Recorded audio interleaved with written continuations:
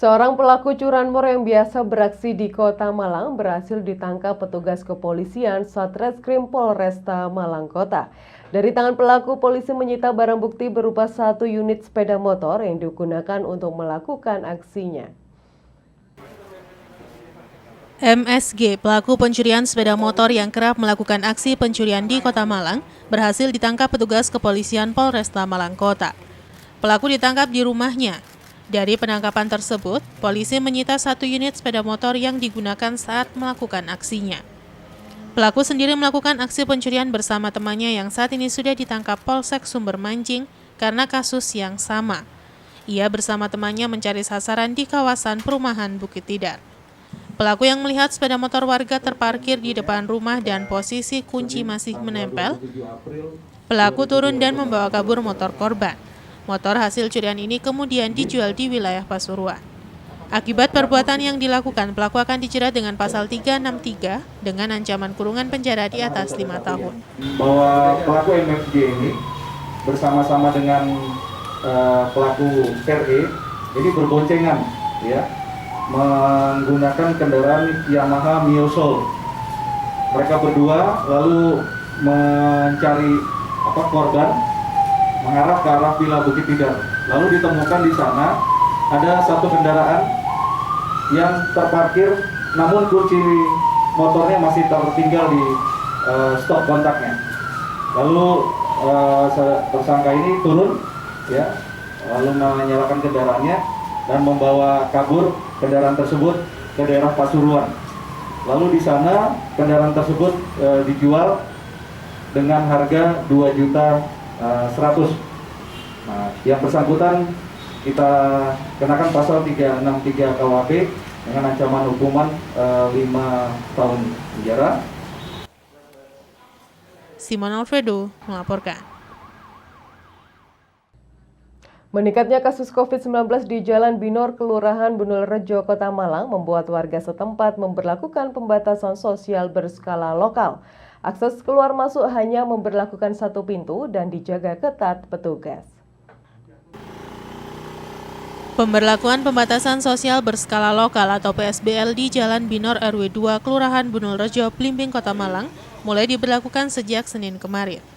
Pemberlakuan PSBL di Jalan Binor ini merupakan yang kedua kalinya setelah PSBL yang pertama pada 14 hari pertama tidak mampu menurunkan jumlah kasus COVID-19. Sehingga warga bersepakat dan kembali memberlakukan PSBL untuk 14 hari ke depan.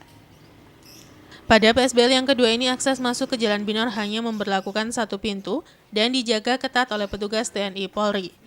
Warga yang masuk ke Jalan Binor harus menerapkan protokol COVID-19 dengan mengenakan masker. Lurah Bunul Rejo mengatakan, PSBL di Jalan Binor ini merupakan kali yang kedua. Hal ini dilakukan karena jumlah kasus di Jalan Binor terus meningkat. Sebelumnya, warga sudah melakukan PSBL, namun kasusnya tidak kunjung turun. Dan dari hasil evaluasi, kemudian disepakati untuk diperpanjang. Dengan pemberlakuan PSBL ini, diharapkan dapat menekan kasus penyebaran COVID-19 di Jalan Binor. Sementara, untuk memenuhi kebutuhan warga selama PSBL, pihak kelurahan terus menyuplai kebutuhan pokok untuk warga. Selain itu, juga dibuka dapur umum untuk warga terdampak COVID-19 di Jalan Binor. Jadi PSBL yang kita laksanakan ini merupakan PSBL lanjutan, karena sebelumnya kami sudah melakukan PSBL sejak tanggal 25 Juni sampai dengan 8 Juli. Kemudian kita evaluasi, ternyata angka kami masih belum turun, tetap tinggi. Kemudian kami lakukan PSBL lanjutan dari tanggal 11 Juli sampai dengan 25 Juli 2020. Dengan isolasi mandiri ini sebetulnya ada pengaruh juga, artinya masyarakat sudah tidak bisa kemana-mana, sehingga kebutuhan masyarakat itu dari Kampung Tangguh RW 14 memenuhinya, ada dapur umum juga di sana. Kemudian kami dari kelurahan juga memiliki Kelurahan Tangguh Bunul Rejo. Simon Alfredo melaporkan. Dalam melakukan percepatan penanganan penyebaran COVID-19, pemerintah Kota Batu melalui Dinas Kesehatan hingga saat ini telah melakukan rapid test terhadap ribuan orang umum, TNI dan Polri, serta aparatur sipil negara. Sebanyak 9.000 orang yang terdiri dari TNI, Polri, aparatur sipil negara, dan masyarakat telah menjalani tes cepat COVID-19. Dari 9.000 orang yang telah di rapid test, 200 orang diantaranya reaktif. Rapid test kali ini yang dilakukan Dinas Kesehatan sebagai leading sektor percepatan penanganan COVID-19 merupakan upaya pencegahan penyebaran COVID-19 di wilayah Kota Batu. Kota Batu yang memiliki 24 desa dan kelurahan, ada beberapa desa dan kelurahan yang dikategorikan masuk zona merah dan dilakukan karantina wilayah. Adapun desa tersebut yang telah melakukan karantina wilayah, salah satunya Dusun Sawahan, Desa Giri Purno, dan Dusun Ngandat, Desa Mojorejo, yang saat ini masih dalam tahap proses karantina wilayah.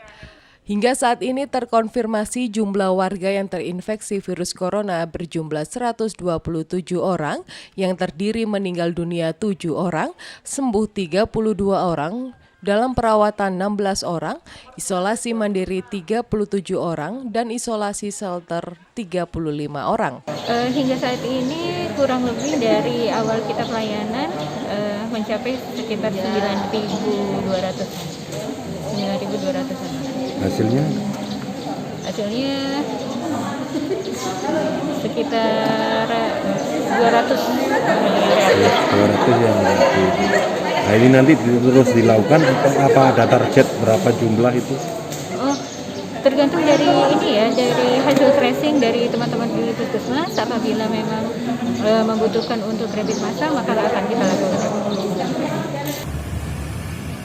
Yanto Yancong melaporkan.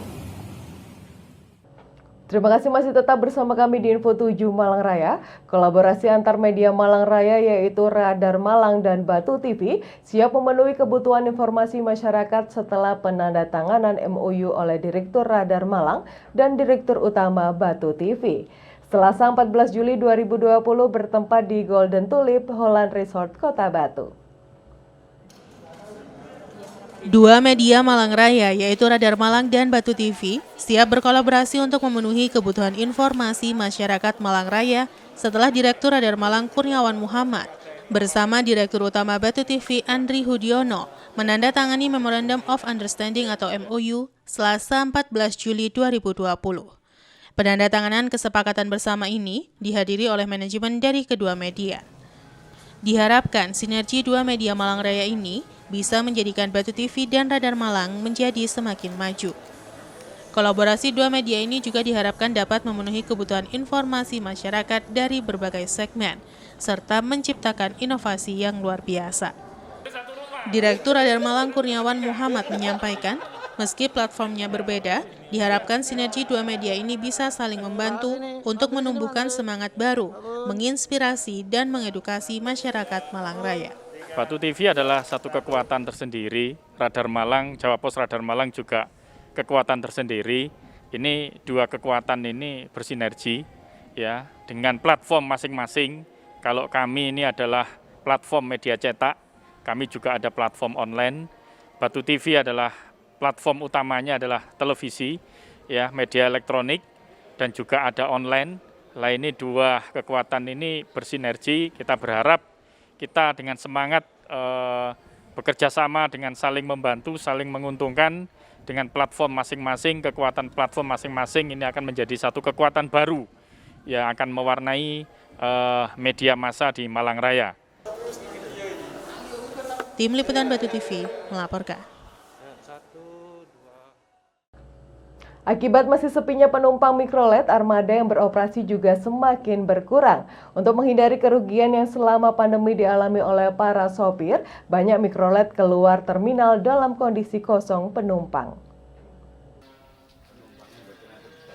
Kegiatan warga masyarakat yang mulai berangsur normal tidak serta-merta meningkatkan jumlah penumpang mikrolet di Kota Malang. Para sopir mikrolet masih merasakan sepinya penumpang sampai saat ini di mana adaptasi menuju kehidupan normal. Di beberapa terminal mengalami hal yang sama yaitu sepinya penumpang dan belum ada peningkatan. Hal ini berdampak pada berkurangnya jumlah armada yang beroperasi untuk menghindari kerugian dialami oleh para supir. Para supir ini banyak yang tidak beroperasi karena pendapatan yang seringkali tidak bisa menutupi pengeluaran untuk kebutuhan BBM dan lainnya. Menurut salah seorang supir jurusan ADL menjelaskan, setiap harinya dirinya beroperasi tetapi melihat kondisi penumpang sehingga banyak kendaraan yang mangkal di dalam terminal dan para supir beristirahat. Di dalam terminal terlihat banyak kendaraan yang masuk dan keluar dalam kondisi kosong alias tidak membawa satu orang penumpang pun dan sisanya tetap jalan mencari penumpang di jalan dan mangkal di tempat keramaian. Aktivitas kan sudah mulai kembali normal, Pak ya? Iya sebetulnya, tapi ya kok nggak ada yang ya. Sama sekali sungguh tambah sepi ya. Tambah sepi, Pak, dibanding kemarin, Pak ya? Aduh, tambah sepi Mas. Beroperasi sampai jam berapa berarti kalau sudah kayak gini, Pak, kalau sepi kayak gini? Waduh ya apa ya? Ya gini ini kan juga ADL juga. Iya, iya. Kalau sudah sampai di terminal ya sini duduk-duduk ngaco-ngaco tidur. Ya, soalnya kalau kan di jalan kan resiko ini, Pak ya, resiko BBM, Pak ya? Lain memang ya. Dapat penumpang 1, 2, 3, BBM-nya 20.000. Iya, iya, iya. Iwan Nikmawan melaporkan. Berkurangnya pohon rindang di pinggir jalan akibat mati dan ditebang membuat beberapa titik jalan di Kota Malang terlihat gersang. Pohon pengganti masih dalam proses pertumbuhan sehingga membutuhkan waktu yang cukup lama untuk dapat mengembalikan kerindangan pohon pinggir jalan. Seperti inilah pemandangan di Jalan Raya Dinoyo dan Tlogomas, Kota Malang. Panas dan gersang terlihat selain karena kemarau juga berkurangnya keberadaan pohon di pinggir jalan karena mati dan ditebang. Upaya untuk mengembalikan jumlah pohon di pinggir jalan dilakukan dengan penanaman pohon pengganti. Hanya saja pohon pengganti ini tidak semuanya hidup dan ada yang mati. Tidak hanya itu, pohon pengganti yang dalam pertumbuhan masih membutuhkan waktu yang cukup lama untuk bisa rindang sehingga kawasan bisa lebih terlihat sejuk dan indah. Pemotongan pohon untuk kepentingan pengamanan jaring kabel juga banyak dilakukan, hanya saja belum tertata dengan baik sehingga pada akhirnya pohon terlihat tidak enak dipandang dan pohon cenderung condong ke badan jalan karena pemotongan yang tidak seimbang. Menurut salah seorang warga mengungkapkan di kawasan Jalan Tlogomas ada beberapa pohon pelindung yang terlihat kering dan diduga sudah mati sehingga perlu adanya pemotongan terlebih menjelang datangnya penghujan. Di lokasi terlihat banyak pohon pelindung menjadi penyangga jaringan kabel di bawahnya sehingga ketika dahan besar patah atau pohon tumbang bisa mengganggu jaringan tersebut. Banyak pihak berharap menjelang penghujan, penanaman pohon di pinggir jalan bisa lebih dimaksimalkan agar Kota Malang bisa kembali lebih sejuk, rindang, dan hijau. Iwan Nikmawan melaporkan. Pandemi COVID-19 membuat gejolak di berbagai sektor, salah satunya sektor perdagangan, terlebih pelaku usaha mikro dan home industri. Sebagai langkah tangguh, pelaku UMKM Kota Batu mencoba bangkit lewat Tuku Nuku, sebuah aplikasi online untuk menampung dan memfasilitasi produk UMKM Kota Batu. Pelaku UMKM Kota Batu yang tergabung dalam paguyuban Sinoman Biodo di bawah binaan PLUT Dinas Koperasi UMKM dan Perdagangan Kota Batu membuat terobosan baru untuk bangkit dari pandemi COVID-19 dengan kondisi yang kian tak menentu ini. Para pelaku usaha mikro dituntut untuk mencari alternatif atau jalan lain agar produk mereka bisa dipasarkan. Mereka para pelaku usaha mikro terdiri dari 15 orang yang dengan berlatar belakang petani, reseller produk padat karya, penjual kopi lokal dan banyak lagi memiliki inisiatif untuk membuat katalog online yang diberi nama Tuku Nuku.